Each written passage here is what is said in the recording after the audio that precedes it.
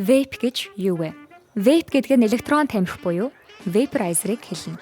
Энэ нь бодисыг ууршуулахад хэрэглэгддэг төхөөрөмж бөгөөд ихэвчлэн ургамлын бодисыг ууршуулдаг ба канабис, тамхи эсвэл бусад ургамал эсвэл эфирийн тосны холимгийг ашигладаг. Vape нь пропилен гликол, глицерин, амлагчууд болон никотиноос бүрддэг шингэнийг хэрэглэдэг бөгөөд энэхүү шингэнийг халааснаар утаа үүсдэг байна. Vape-ний бүтц нь батарей, атомайзер, шингэний сав, шингэн зэргээс бүрдэнэ. Давуу талуудаас нь дурдвал тамхинаас гарахад туслана. Зарим хүмүүс vape-ийг тамхинаас гарахад туслах хэрэгсэл болгон ашигладаг. Бусад хортой бодис багтай. Зарим судалгаагаар vape нь уламжлалт тамхины хорт бодисуудыг арай багасгадаг гэж үздэг. Олон төрлийн амт үнэртэй шингэнүүдийг мэдрэх боломжтой. Харин сул талууд нь тоо томшгүй олон.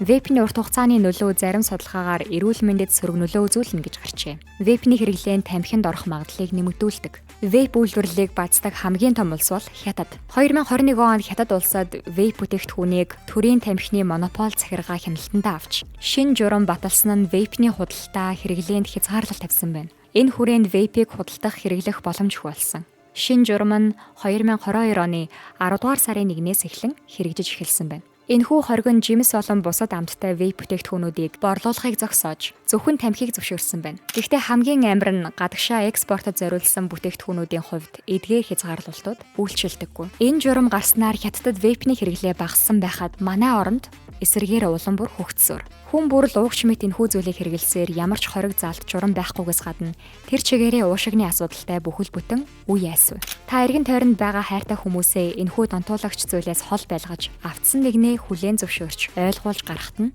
тусалж өгөөрэй.